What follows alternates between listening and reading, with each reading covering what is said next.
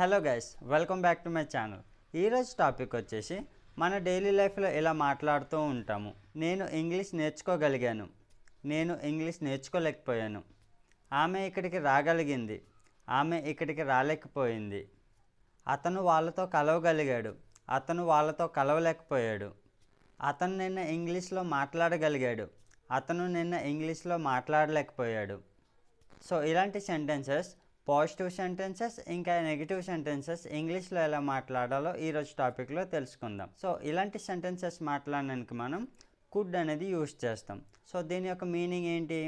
నేను చేయగలిగాను, నేను మాట్లాడగలిగాను, నేను వెళ్ళగలిగాను, అతను చూడగలిగాడు. సో ఇలా పాస్ట్లో జరిగిపోయిన పనుల గురించి చెప్పడానికి మనం కుడ్ అనేది యూజ్ చేస్తాం. కుడ్ని యూజ్ చేసి పాజిటివ్ సెంటెన్స్ అనేది చెప్పొచ్చు. సో కుడ్ నాట్ యూజ్ చేసి నెగిటివ్ సెంటెన్స్ అనేవి చెప్పొచ్చు. సో కొన్ని సెంటెన్సెస్ చూద్దాం, then you can understand clearly. So మన ఛానల్ని ఫస్ట్ టైం ఎవరైనా చూస్తున్నట్టయితే లైక్ చేసి సబ్స్క్రైబ్ చేసుకోండి.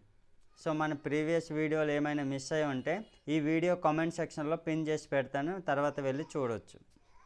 So let's see some sentences. నేను బెంగళూరు వెళ్ళగలిగాను, I could go to Bengaluru. నేను బెంగళూరు వెళ్ళలేకపోయాను, I could not go to Bengaluru. Could అంటే పాజిటివ్ సెంటెన్స్కి యూజ్ చేయాలి, కుడ్ నాట్ అంటే నెగిటివ్ సెంటెన్స్కి యూజ్ చేయాలి. నెక్స్ట్, అతను ఇంగ్లీష్ నేర్చుకోగలిగాడు, హీ కుడ్ లెర్న్ ఇంగ్లీష్. అతను ఇంగ్లీష్ నేర్చుకోలేకపోయాడు, he could not learn English. వాళ్ళు ఇంగ్లీష్ మాట్లాడగలిగారు, దే కుడ్ స్పీక్ ఇంగ్లీష్.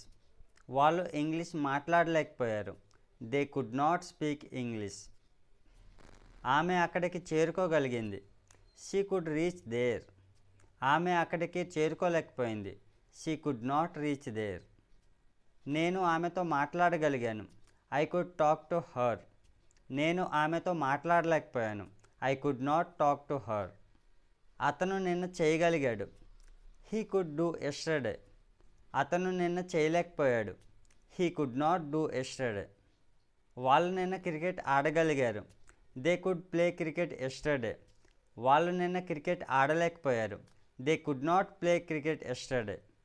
నేను ఆమెను కలవగలిగాను, ఐ కుడ్ మీట్ హర్. నేను ఆమెను కలవలేకపోయాను, I could not meet her. ఆమె అడగగలిగింది, షీ కుడ్ ఆస్క్. ఆమె అడగలేకపోయింది, షీ కుడ్ నాట్ ఆస్క్. నేను ఇంగ్లీష్లో మాట్లాడగలిగాను, I could speak in English.